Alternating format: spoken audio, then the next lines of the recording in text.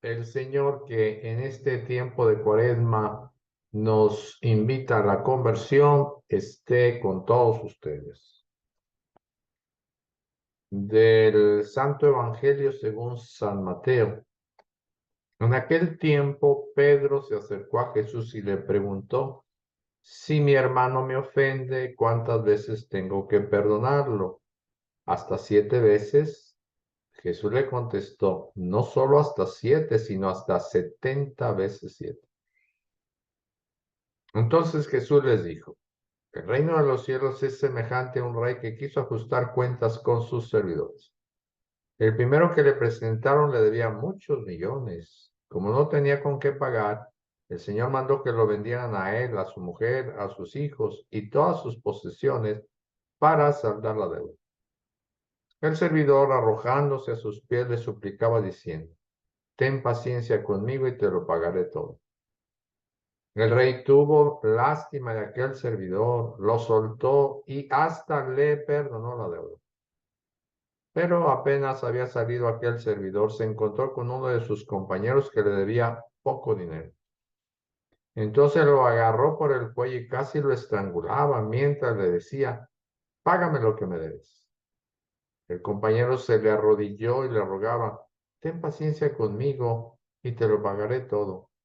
Pero el otro no quiso escucharlo, sino que fue y lo metió en la cárcel hasta que le pagara la deuda. Al ver lo ocurrido, sus compañeros se llenaron de indignación y fueron a contarle al rey lo sucedido. Entonces el Señor lo llamó y le dijo: siervo malvado, te perdoné toda aquella deuda porque me lo suplicaste. ¿No debías tú también haber tenido compasión de tu compañero, como yo tuve compasión de ti? Y el Señor, encolerizado, lo entregó a los verdugos para que no lo soltaran hasta que pagara lo que debía. Pues lo mismo hará mi Padre Celestial con ustedes, si cada cual no perdona de corazón a su hermano. Palabra del Señor. No olvidemos que estamos en Cuaresma. La Cuaresma es tiempo de cambio, de conversión. Para lograrlo necesitamos ver nuestro interior y hacer un balance de cómo caminamos, mirar nuestras luces y sombras y confiarle a Dios nuestros pecados, esas heridas que nos impiden ser felices. El Evangelio de hoy nos invita a convertirnos en hombres y mujeres de perdón, que han hecho de la reconciliación una actitud permanente. El objetivo es romper la cadena del odio, curar el corazón y purificar la memoria. Es una petición realista y sobre todo posible. Lo que Jesús propone es muy difícil, a veces casi imposible. ¿Cómo perdonar en una sociedad crispada y hostil? No corremos el riesgo de ser arrollados por el odio y la violencia. Y si logramos perdonar, no seremos considerados tontos. Más aún, ¿cómo perdonar sin medida, como pide Cristo? Entendemos a Pedro. Para Pedro, el perdón que podemos dar es diverso al perdón de Dios, al perdón que Dios da. Dios es infinito, ilimitado.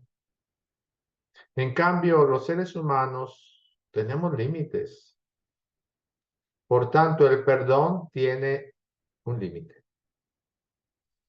Sin embargo, con la parábola de los dos deudores, Jesús quiere hacernos comprender que el perdón nos abre a la dimensión divina. Podemos perdonar como Dios perdona porque hemos recibido su inmenso perdón. No perdonamos porque somos mejores, ni porque nuestro perdón pueda mover el corazón de aquel a quien perdonamos. No perdonamos simplemente porque nos conviene perdonar, y sí, nos conviene perdonar. Perdonamos sobre todo porque hemos recibido el inmenso perdón de Dios. Perdonamos porque así lo aprendimos de Dios. El amor más grande se manifiesta en el perdón. La disposición a perdonar mide la capacidad de amar. 70 veces 7 no se refiere simplemente a la cantidad del perdón, sino también a la calidad del perdón. Perdonar significa amar con el corazón de Dios. Perdonamos no porque el mal que hemos recibido no nos haya hecho daño, no nos haya afectado, sino para que ese mal no siga alimentando el odio que nos carcome por dentro. El rencor destruye a quien lo siente, no a quien nos ha hecho daño. Cuando perdonamos, nos liberamos del resentimiento que nos hace sufrir. Perdonar no es olvidar. Esto no es posible. Perdonar es más bien purificar la memoria y liberar el alma. El perdón nos cambia la vida. Necesitamos perdonar siempre, porque siempre necesitamos estar libres de aquello que nos roba la paz y la alegría. El espíritu de sabiduría y de fortaleza los sostenga en la lucha contra el mal, para que puedan celebrar con Cristo la victoria pascual. Y la bendición de Dios misericordioso, Padre, Hijo y Espíritu Santo, descienda sobre ustedes y los guarde ahora y siempre.